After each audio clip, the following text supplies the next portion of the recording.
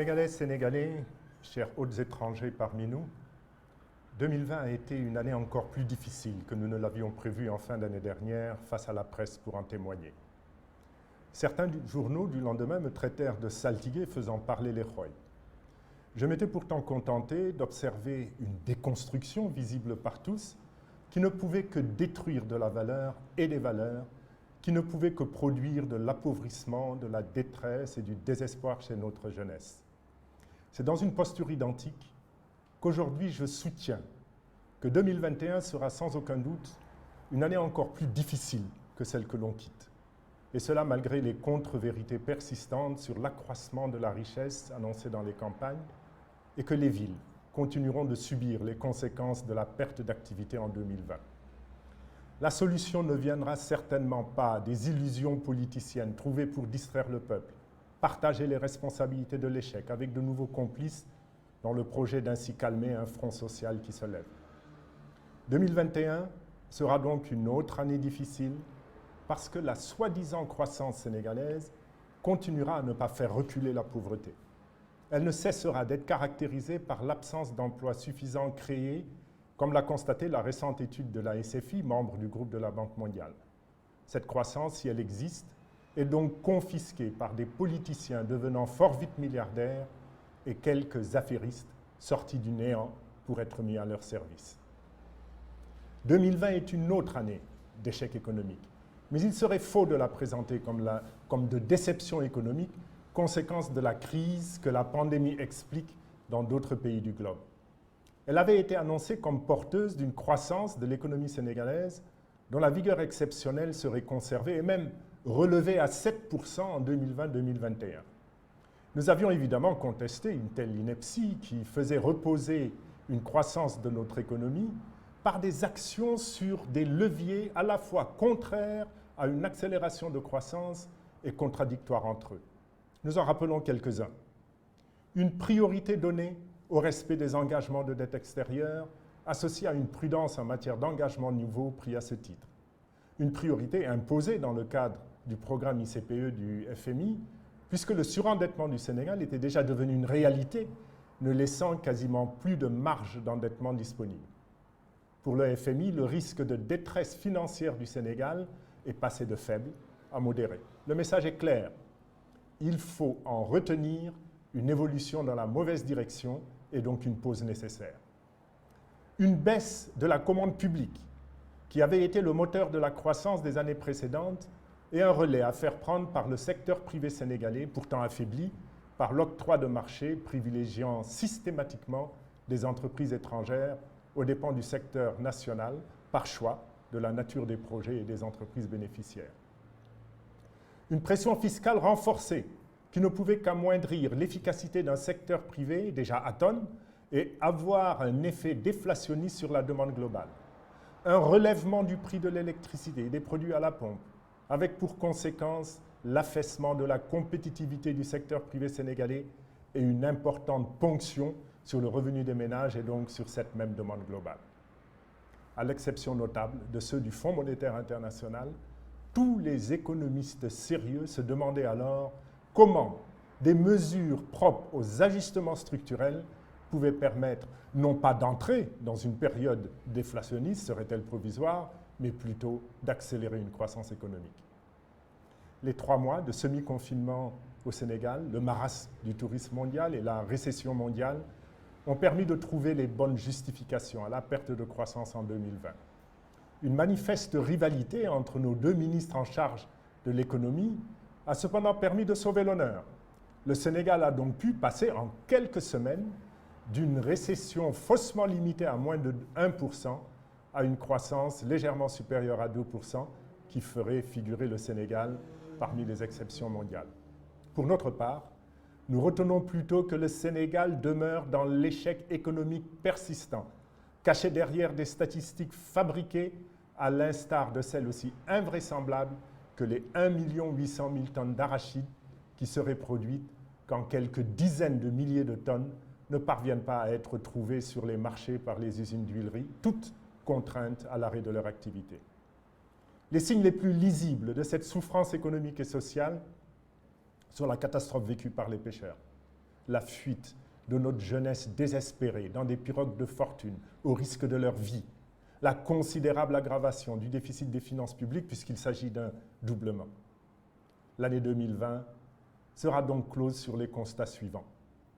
Un échec économique global, qu'une succession accélérée de plans de riposte et de relance pour faire perdre les repères ne parvient pas à masquer, une aggravation considérable du déficit budgétaire privant de toute marge, sauf annulation de dette, une impasse en matière d'endettement extérieur traduite par ce fort souci d'obtenir des annulations de dette au-delà des moratoires possibles sur le service de la dette, des inondations prouvant à quel point l'État protecteur a cessé d'exister au Sénégal, délaissant les priorités de mise des populations à l'abri des difficultés récurrentes.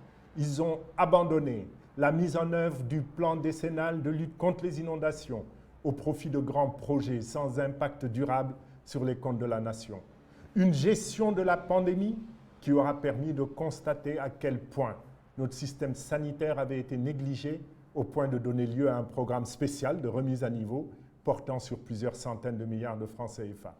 Un malheureux record mondial en vies humaines perdues en mer par ceux qui fuient la misère dans leur pays. Également, une promesse de réforme du franc CFA non tenue, comme ont pu nous y habituer les dirigeants africains peu soucieux du respect de leurs paroles.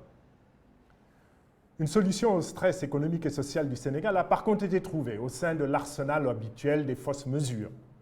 Elle est de politique politicienne et a porté sur l'élargissement de la majorité présidentielle pour réduire la contestation et faire partager plus largement la responsabilité de l'échec devenu impossible à masquer par des statistiques qui ont cessé d'avoir le moindre sens pour nos compatriotes. 2021 demeurera pourtant une autre année difficile, d'échec économique, social et environnemental, sur fond de malgouvernance et de faux débats politiciens entretenus autour de la chimère du troisième mandat pendant que la souffrance des populations s'accroîtra. Les raisons en sont les suivantes. La poursuite de la politique d'ajustement engagée par le régime sous contrainte de l'ICPE. Elle ne permettra aucune relâche au profit de la demande des ménages et donc aucun desserrement de l'État enfermant leur niveau de vie qui continuera de se dégrader. Une pauvreté qui ne quittera pas les campagnes en raison d'une politique agricole restée prisonnière d'attitudes de confiscation du labeur des paysans par la présence d'intermédiaires de toutes sortes en charge de détourner l'aide en matériel, les semences et les engrais ou de tricher sur leur qualité. Fort heureusement, les paysans ont eu l'intelligence de privilégier les cultures vivrières par rapport à l'arachide, ce qui devrait assurer une moindre exposition à la faim. Cependant, un rapport de la FAO, publié en juillet 2020, cite le Sénégal parmi les 44 pays du monde qui auront besoin d'une aide alimentaire pour faire face à l'extrême pauvreté. Le refus aux paysans de s'extraire partiellement de la pauvreté par leurs peines et leurs efforts en s'opposant à la vente de leur production d'arachide au meilleur prix. Une pauvreté s'accroissant dans le secteur de la pêche pour cause de privilèges accordés à la pêche industrielle étrangère et dans celui du tourisme pour encore quelques années. Une stratégie économique coincée dans des grands projets plus ou moins utiles, à la fin laboreuses.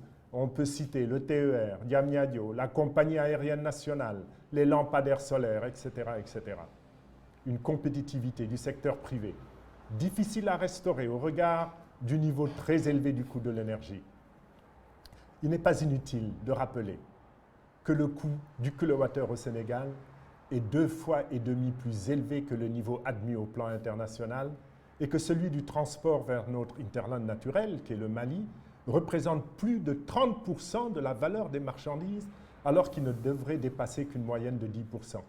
Une marge budgétaire particulièrement resserrée suite à un doublement du déficit par rapport au PIB en 2020 et à une nécessaire programmation d'un retour à la norme communautaire de 3% retenue pour 2021. Assorti d'un relèvement de la pression fiscale de 16,5% à 19%. Ce double effort est considérable à mettre en œuvre et il aura pour conséquence une forte restriction de la commande publique et de plus grandes difficultés pour les fournisseurs de l'État à se faire payer.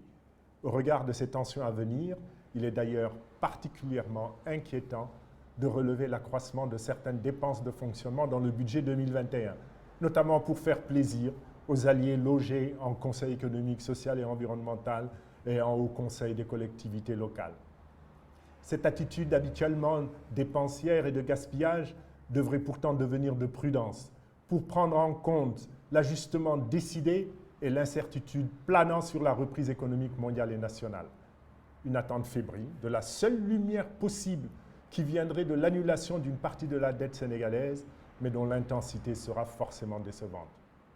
Le recours au partenariat public-privé, le PPP, que nous avions proposé comme seule issue possible dès 2018, est une bonne idée, reprise par le régime de Macky Sall. Mais son usage commence par des projets immobiliers et la violation de la loi sur les cessions d'immeubles bâtis appartenant à l'État. L'impossible retour à une gestion sobre et vertueuse et le maintien d'une démarche de malgouvernance basée sur la prédation des deniers publics et des marchés et projets à scandale tels les poteaux électriques Excelec, dont le marché de 36 milliards de francs CFA hors taxes aurait pu être facturé à 500 millions par une autre entreprise sénégalaise et la surfacturation aurait ainsi pu payer 3 fois le déficit de l'école sénégalaise en table-banc. Last but not least, l'ouverture politique, décidée le 1er novembre 2020, n'a pas permis de compenser l'absence de compétences majeures auxquelles on pourrait rattacher une réussite dans un secteur quelconque, encore moins en matière de redressement. Or, c'est bien de cela que le Sénégal a aujourd'hui besoin. La consolidation de l'économie sénégalaise, puis sa relance, resteront impossibles. Or, une prise de conscience sérieuse de la gravité de la situation, de la nécessité d'oublier les fausses statistiques et fausses solutions, de l'impératif de retenir comme base de la refondation économique le travail et l'éthique, sans lesquels tout espoir des populations restera vain. En conclusion de tout ce qui précède, ne pouvons ne pas exprimer une lourde inquiétude face à la déflagration sociale qui pourrait naître d'exigences citoyennes de plus en plus fortes en matière de bonne gouvernance, ayant pour corollaire la fin ou une forte réduction de la corruption, pour ne pas paraître naïf, d'emplois dont la croissance dépend d'une révision de la stratégie privilégiant les marchés attribués aux entreprises étrangères, d'eau potable disponible, de gestion des terres dans le sens d'une plus grande transparence qui cesserait d'être au service de la corruption et de la spoliation de nos braves paysans, du respect des lois, de la justice par les gouvernants, de soins de santé disponibles et non discriminatoires, d'éducation accessible, de qualité et utile pour l'embauche et l'auto-entrepreneuriat.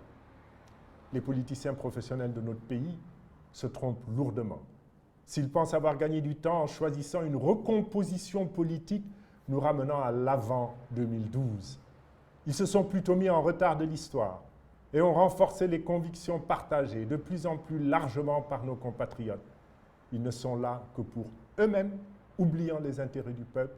Ils ne sont là que pour jouir du pouvoir le plus longtemps possible, sans aucun respect pour notre Constitution et les principes démocratiques, dont celui fondamental de la séparation des pouvoirs.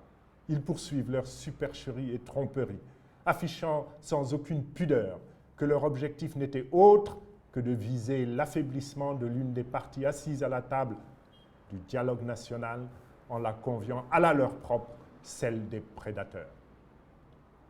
L'Alliance pour la citoyenneté et le travail, en symbiose avec ses alliés du Congrès de la Renaissance démocratique, CRD, d'Ego Dekilbok, pense que la solution ne pourra venir que d'un grand rassemblement des forces patriotiques et démocratiques de notre pays, résolument soudées par des valeurs d'éthique, soucieuses de mettre un terme à la malgouvernance endémique et à la corruption généralisée, se préoccupant de sauvegarder la démocratie et les libertés dans notre pays.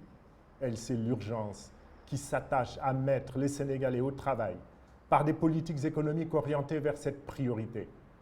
La recherche de la disparition de la faim et de progrès vers l'autosuffisance alimentaire par une politique agricole sérieuse, débarrassée des mensonges statistiques et portant de nouveaux emplois d'une part, l'adoption d'une démarche d'industrialisation reposant sur la transformation du secteur de l'artisanat d'autre part, figure parmi les options fortes qui seules peuvent permettre d'offrir des emplois durables à notre jeunesse et la retenir de l'aventure meurtrière vers l'Europe. Sénégalaises, Sénégalais, chers hôtes étrangers parmi nous, je vous remercie de votre attention et vous souhaite à toutes et à tous mes meilleurs vœux de nouvel an. Que 2021 soit pour vous-même et tous vos proches une année de bonne santé, de résilience, de résistance aux difficultés qui assaillent le monde et le Sénégal. Puisse-t-elle être année de paix et de fraternité. Puisse Dieu garder et protéger le Sénégal. Puisse Dieu nous donner la force et l'intelligence de vaincre cette pandémie qui bouleverse l'ordre mondial avec plus de compassion et plus de fraternité. Devenuti.